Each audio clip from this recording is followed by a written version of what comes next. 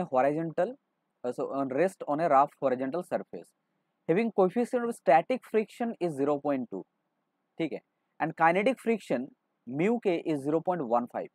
Discuss the frictional force on the horizontal force F applied on the block 1 Newton, 1.5 Newton, 2.5 Newton. देखो जो question है, ठीक है, एक ब्लॉक है, मान लो एक कोई ब्लॉक है, ठीक है, इस ब्लॉक का मास कितना है, m इक्वल्स टू है 1 kg, ओके, एक रफ हॉरिजॉन्टल सरफेस पे रखा हुआ है, it is kept on A rough horizontal surface, और जो कोएफिशिएंट ऑफ स्टैटिक फ्रिक्शन का वैल्यू कितना है, जो म्यू ए से वो है 0.2, और काइनेटिक फ्रिक्शन का जो वैल्यू है वो है 0.15 है, 0.15, ठीक है।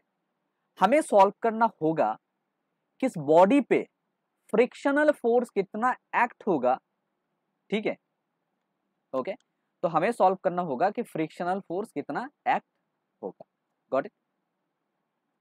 अच्छा, तो देखो जब हमने कितना फोर्स अप्लाई किया, हमें फर्स्ट कंडीशन के लिए सॉल्व करना होगा, पहले हमने जो बॉडी के ऊपर फोर्स अप्लाई किया वो कितना है, वो है F इक्वल्स टू 1 न्यूटन है, ओके, कितना है, 1 न्यूटन है।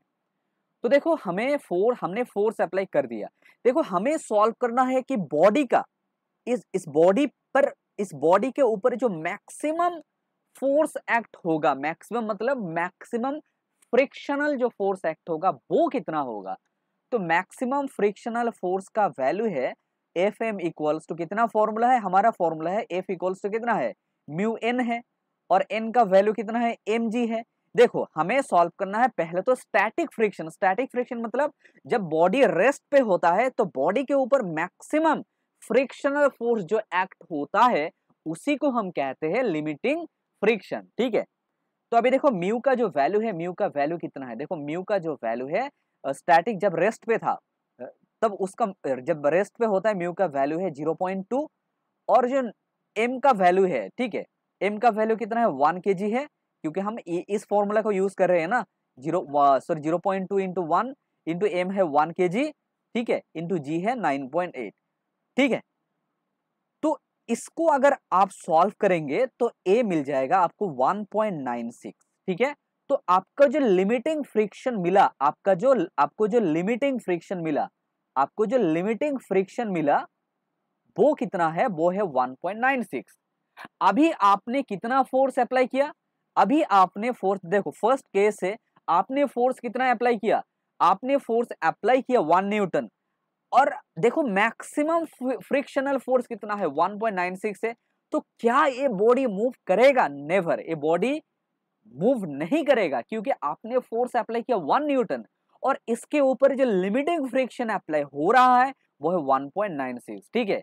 तो बॉडी मूव नहीं करेगा, इसलिए हमें लिखना पड़ेगा, देखो तो बॉडी के ऊपर आपने फोर्स अप्लाई किया कितना, 1 न्यूटन, और मैक्सिमम फ्रिक्शनल फोर्स बॉडी के ऊपर कितना लगेगा, वो है 1.96, ठीक है। तो बॉडी तो मूव नहीं करेगा, बॉडी तब भी मूव करेगा जब आपका अप्लाइड फोर्स 1.96 से ज्यादा होगा। तो देखो फ्रिक्शनल फोर्स कितना एक्ट होगा, बॉडी तो मूव नहीं कर रहा है ना, रेस्ट पे है, आपने कितना फोर्स अप्लाई किया 1 न्यूटन, तो पीछे भी कितना फोर्स एक्ट होगा, 1 न्यूटन ही एक्ट होगा। तो फ्रिक्शनल फोर्स कितना है, एफ फ्रिक्शनल फोर्स होगा इन दिस केस 1 न्यूटन। और सेकेंड केस में आपने जो फोर्स अप्लाई किया कितना एक्ट किया आपने, 1.5 न्यूटन, ठीक है। आपने जो फोर्स एक्ट किया वो कितना है, वो है 1.5 न्यूटन। क्या इस बार बॉडी मूव करेगा, नहीं, इस बार भी बॉडी मूव नहीं करेगा, ठीक है। तो आपका जो फ्रिक्शनल, देखो आपने फोर्स अप्लाई किया कितना, 1.5 न्यूटन, और आपका जो लिमिटिंग फ्रिक्शन है वो कितना है, 1.96, तो फिर भी तो बॉडी मूव नहीं करेगा।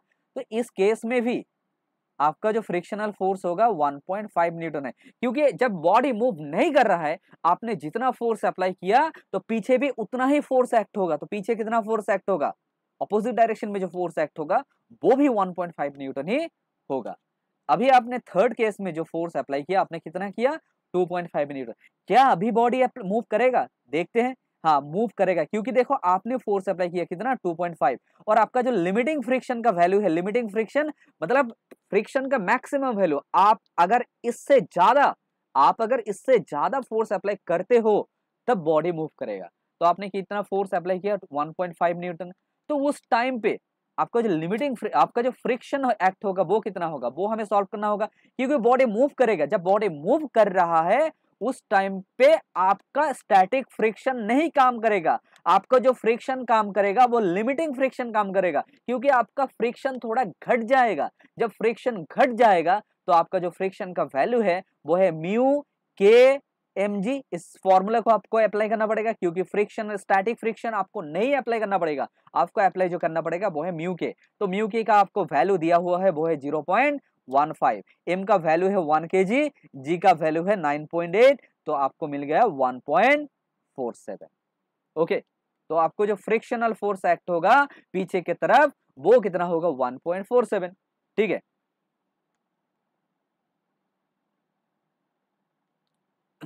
अभी देखो जो क्वेश्चन दिया हुआ है वो है block of mass 0.1 kg is held against a wall applying horizontal force 5 Newton. मतलब क्या है, मतलब है एक ब्लॉक है, एक वॉल के साथ चिपका हुआ है। ओके, चिपका के रखा है हमने। कैसे, हमने एक फोर्स अप्लाई किया, कितना फोर्स हमने अप्लाई किया 5 न्यूटन।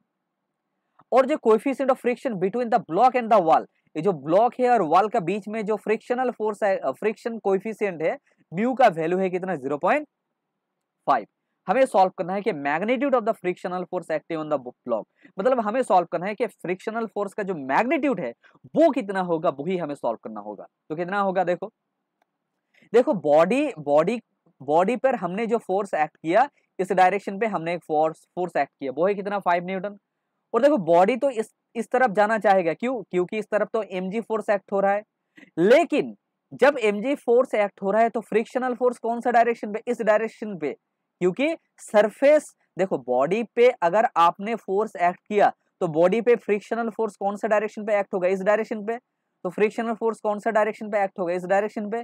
ठीक है, वो है फ्रिक्शनल फोर्स एक्ट होगा इस डायरेक्शन पे। ठीक है, अच्छा हमें सॉल्व करना है होगा कि भाई फ्रिक्शनल फोर्स का वैल्यू कितना होगा, magnitude of the frictional force acting on the block. तो देखो हमें तो पहले सॉल्व करना होगा कि भाई इसका क्या ये बॉडी नीचे की तरफ मूव करेगा या नहीं करेगा। Will the body move in the downward direction और it will not move in the downward direction. क्या बॉडी नीचे गिर जाएगा या नहीं गिरेगा। कब गिर जाएगा, जब फ्रिक्शनल फोर्स का वैल्यू mg से कम हो गया। अगर mg का वैल्यू फ्रिक्शनल फोर्स से ज्यादा हो गया तब बॉडी गिर जाएगा। तो देखते हैं हमारा mg कितना होगा। देखो डाउनवर्ड फोर्स अगर हम लिखेंगे, देखो भाई बॉडी पे डाउनवर्ड डायरेक्शन पे जो फोर्स एक्ट हो रहा है वो है mg, और अपवर्ड डायरेक्शन पे जो फोर्स एक्ट हो रहा है वो है फ्रिक्शनल फोर्स। ठीक है, अगर फ्रिक्शनल फोर्स ज्यादा है, स्टैटिक फ्रिक्शन डेफिनेटली, अगर फ्रिक्शनल फोर्स ज्यादा है mg से तो बॉडी चिपका रहेगा। अगर mg का वैल्यू फ्रिक्शनल फोर्स से ज्यादा है तो बॉडी गिर जाएगा। तो देखना पड़ेगा कि डाउनवर्ड फोर्स कितना है। ठीक है, डाउनवर्ड फोर्स कितना होगा, देखो डाउनवर्ड फोर्स जितना होगा वो है mg, और m का वैल्यू कितना है, देखो m का वैल्यू है 0.1 और g का वैल्यू कितना है 9.8 है। ठीक है, ओके, तो देखो इसको अगर आप सॉल्व करेंगे 0.1 इंटू 9.5, इसका अगर आपको सॉल्व करेंगे तो कितना हो जाएगा। ठीक है, इसका 10 ले लो, कोई बात नहीं। तो 10 अगर आप कंसिडर करते हो तो कितना होगा, आपको a हो जाएगा 1 हो जाएगा। तो डाउनवर्ड डायरेक्शन पे जो फोर्स एक्ट हो रहा है वो है 1 न्यूटन। ठीक है, अच्छा अब देखते हैं कि अपवर्ड डायरेक्शन पे कितना फोर्स एक्ट हो रहा है। अपवर्ड डायरेक्शन पे तो कितना फ्रिक्शनल फोर्स एक्ट हो रहा है, क्यों, वो फ्रिक्शनल फोर्स का वैल्यू कितना होगा, म्यू एन होगा।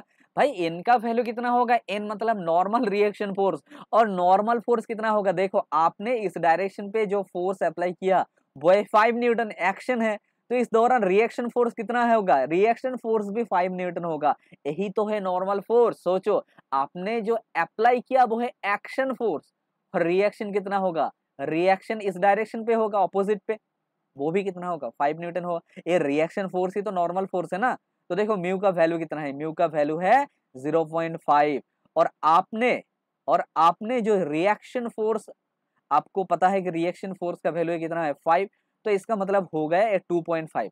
तो क्या गिरेगा, बॉडी गिरेगा, नहीं गिरेगा, क्योंकि देखो आपने जो आपके बॉडी के ऊपर जो फ्रिक्शनल फोर्स एक्ट हो रहा है वो है 2.5, बॉडी के ऊपर जो फ्रिक्शनल फोर्स एक्ट हो रहा है वो कितना है 2.5 और डाउनवर्ड डायरेक्शन पे जो फोर्स एक्ट हो रहा है वो है 1 न्यूटन। ठीक है, तो बॉडी नहीं गिरेगा तो फिर फ्रिक्शनल फोर्स कितना होगा? ये तो स्टैटिक फ्रिक्शन हो गया, ये होगा लिमिटिंग फ्रिक्शन। सॉरी, इसमें लिखना पड़ेगा आपको लिमिटिंग फ्रिक्शन। यही तो होगा फ्रिक्शन का मैक्सिमम वैल्यू, तो यही होता है लिमिटिंग फ्रिक्शन।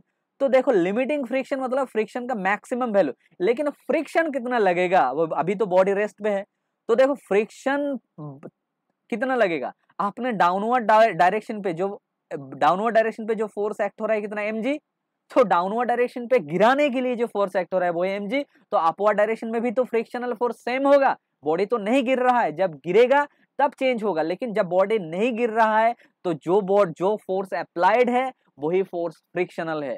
ठीक है, समझ में आ रहा है? तो इसका जो वैल्यू हो जाएगा वो कितना होगा? 1 न्यूटन हो जाएगा। m का वैल्यू कितना है? 0.1 kg है और g कितना है? 10 है, तो इसका मतलब ये हो गया 1 न्यूटन। तो आपको फ्रिक्शनल फोर्स मिल गया, फ्रिक्शनल फोर्स जो मिला आपको वो है 1 न्यूटन। ओके,